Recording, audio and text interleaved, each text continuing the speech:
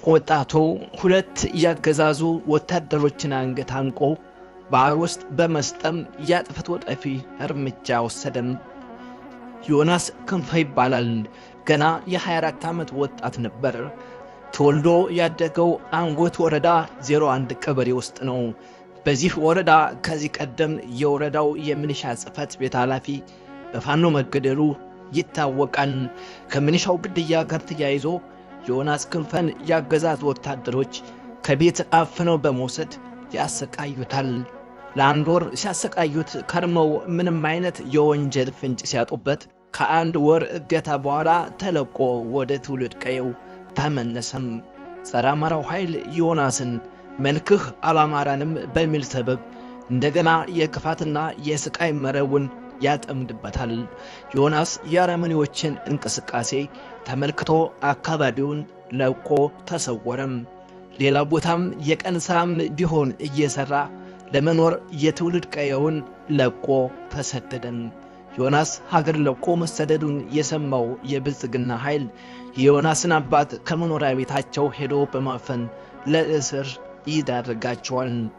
ዮናስ የአባቱን በአረመኔዎች እጅ መውደቃቸውን ሲሰማ ራሱን በአባቱ የስቃይ ቦታ ላይ ለማድረግ በመወሰን ወደ አረመኔው ያገዛዙ ሰራዊት መጥቶ እጅ ሰጠም። የፋሽስቱ አብይ አህመድ ገዳይ ወታደሮች ዮናስን እንደ ተራ በጅብ እያፋሸጉ ተቀበሉት። ዮናስን ልብሱን አስወልቀው እርቃኑን አቁመው ለመስማት የሚሰቀጥጥ ለማየት የሚዘገንን ግፍ ፈጸሙበት። እጆቹን የፍጥኝ ወደ ኋላ አመሰቃቅለው 8 ቁጥር እስር ካሰሩት በኋላ በእሳት የሚነድ ላስቲክ አንጠባጠቡበት። በላስቲኩ የእሳት ጠብታ ተቃጥሎ ስጋው ቀልጦ አጥንቶቹ ጠቁረው እስኪታይ ድረስ እጅግ ከባድ ግፍ ፈጸሙበት። በመጨረሻም ዮናስ ከዚህ ስቃይ ይገላገል ዘንድ ጨፍጫፊዎቹን የደበቁት መሳሪያ አለኝ፣ እሱን ልስጣችሁ፣ ወደ ደበቁበት ቦታ ውሰዱኝ ይላቸዋል። ደብዳቤዎቹም ላለቃቸው ሄደው ይነግሩታል። ጥሩ መሳሪያውን አምጡት፣ ይሄማ ጥሩ ብር ነው፣ ሽጠን ወደ ኪሳችን እናደርጋለን። ከዚህ ጦርነት እኮ ያለን ትርፍ ገንዘብ ነው። ስለዚህ ከደበቀበት ቦታ ያሳያችሁና መሳሪያውን አምጡ የሚል መልእክት ሲሰጣቸው ዮናስን በላስቲክ የተቃጠለ አካላቱን ልብስ አልብሰውና ሸፍነው መሳሪያውን ከቀበረበት ቦታ እንዲወስዳቸው አደረጉትም። ዮናስ አንድ ውሳኔ በልቡ ወስኗል። በጋዞ ከሚገኝ እግድ ባህር ከሚባል ቦታ ላይ እንደደረሱ መንገዳቸው በባህሩ ዳርቻ ነበር።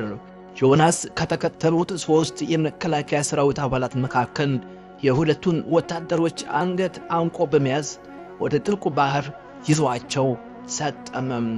ዮናስ ገዳዮችን ገንሎ ራሱን ከስቃይ ታድጎ የጸጋ የክብር የጀግና ሞትን ሞተም።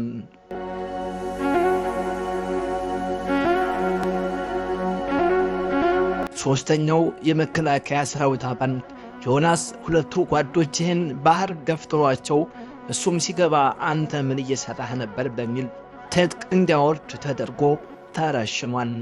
የሁለቱ መከላከያ ሰራዊት አባላት አስከሬንና የዮናስ ክንፈ አስከሬን ከሰጠሙበት ባህር በ8ኛው ቀን ተንሳፎ ታይቷል።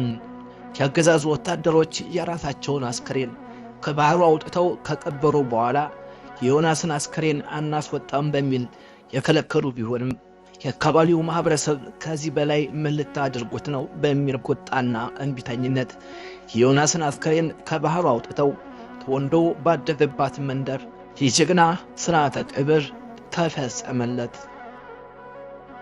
መዳረሻው ድልና ነጻነት የሆነው የአማራ ሕዝብ የህልውና ተጋድሎ ተጠናክሮ ይቀጥላል። በአማራ ፋኖ ብሔራዊ ኃይል ምስራቅ አማራ ቀጠና ምኒልክ ዕዝ የደጋው መብረቅ ኮር ህዝብ ግንኙነት